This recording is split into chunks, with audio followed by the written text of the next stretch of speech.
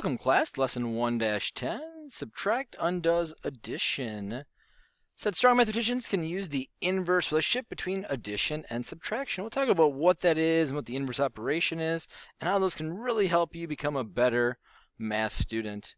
So first off, we have some notes for today, so take out your notebook and a pencil and write today's date along with these notes. First, what is inverse operation? Said inverse operation is the opposite or reverse operation that undo each other. Addition and subtraction are inverse operations. This is a great way to check your work. I'm a big fan of using inverse operations to check your work. Said it helps us catch some mistakes that we might not find before we hand them in. So it puts a little more of that learning responsibility on ourselves using inverse operation. Another vocabulary word for us to focus on is addend. Is one of two or more numbers added together to find the sum. So in the equation 7 plus 4 plus 8 equals x, the numbers 7, 4, and 8 are addends. They're what you are adding together to find your answer. So you can pause the video right now to write down these definitions that you can use as we go throughout this lesson.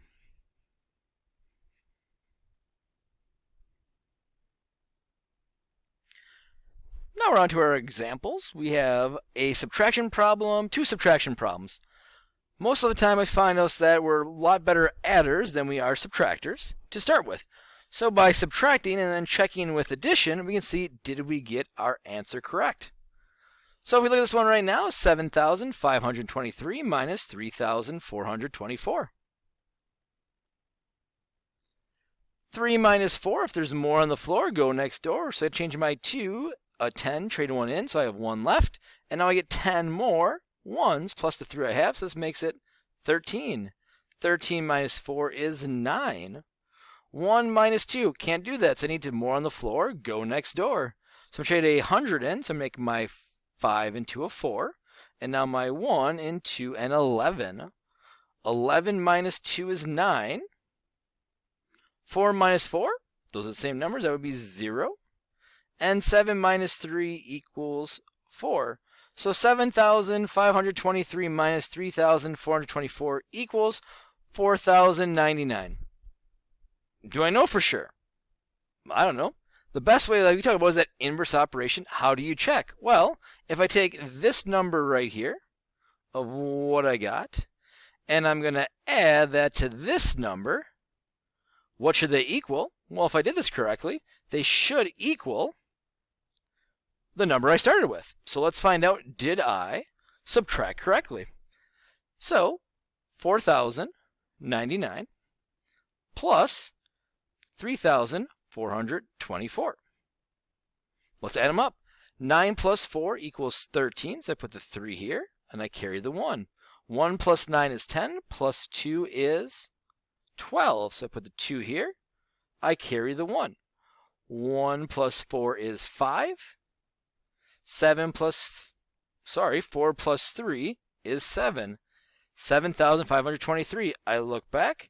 Is that the same as that answer? It does, so the odds are I have a pretty good confidence that my answer of what is 7,523 minus 3,424?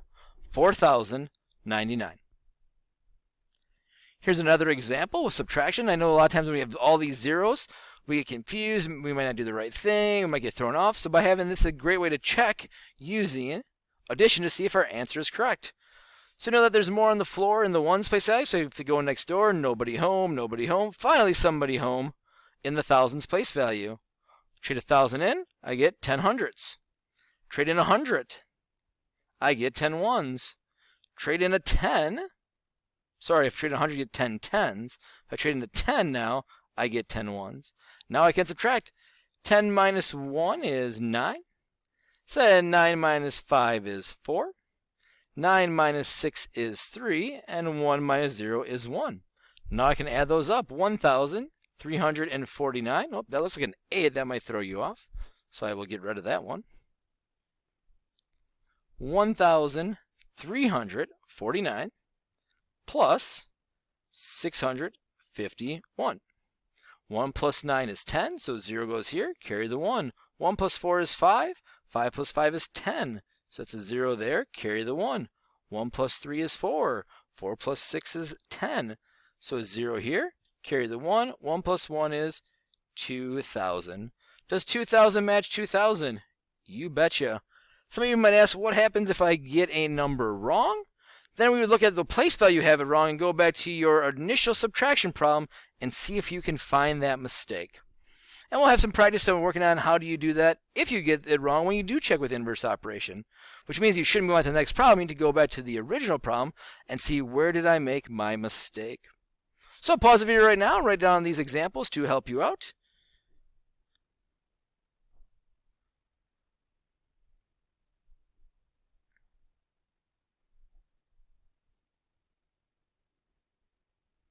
And now on to a word problem.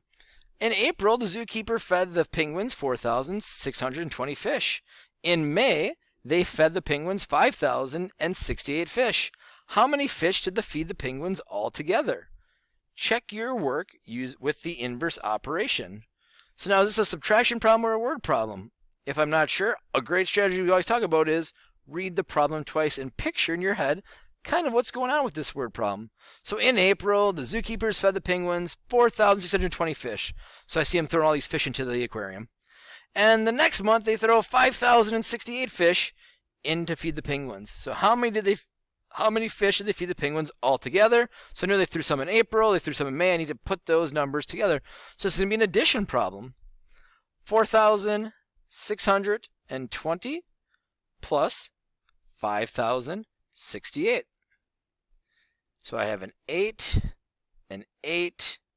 a 6, and a 9. And since it's a word problem, how many fish did they feed the penguins? 9,688 fish. I need that label, otherwise it's just a number. But now it says check your work with inverse operation. Well, we only did addition, so we only did subtraction problem that checked with addition. Well, addition we can subtract with subtraction. So I have my answer, 9,688 minus, the great part about when you check with the inverse operation of an addition problem, I can use either this one or this one. It doesn't matter.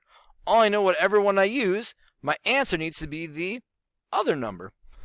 So I like 4,620. So now I subtract. 8 minus 0 is 8. 8 minus 2 is 6. 6 minus 6 is 0. 9 minus 4 is 5. I get 5,068. That matches right there, so check, check. So I feel that my answer of 9,688 fish should be pretty good. So pause the video right now, write down we have our problem and how we checked it with inverse operation. That way we kind of start to develop that relationship between how adding, if I'm doing an adding problem, I can check it with subtraction. And if I'm doing a subtraction problem, I can check it with addition.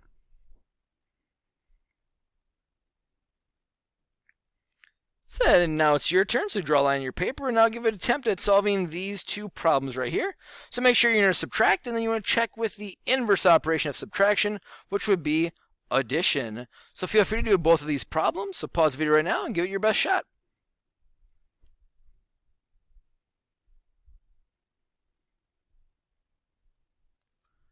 We also have a word problem for you with, it looks like, said gorillas and bananas.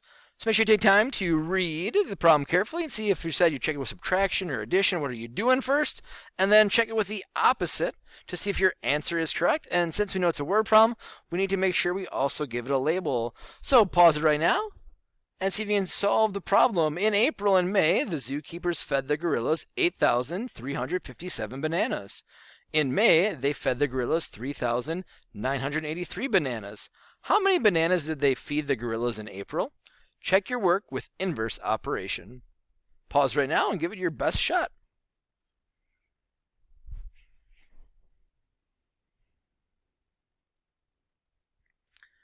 As always, if you have any questions, comments, or concerns, feel free to write those down. That can help us with our classroom discussion.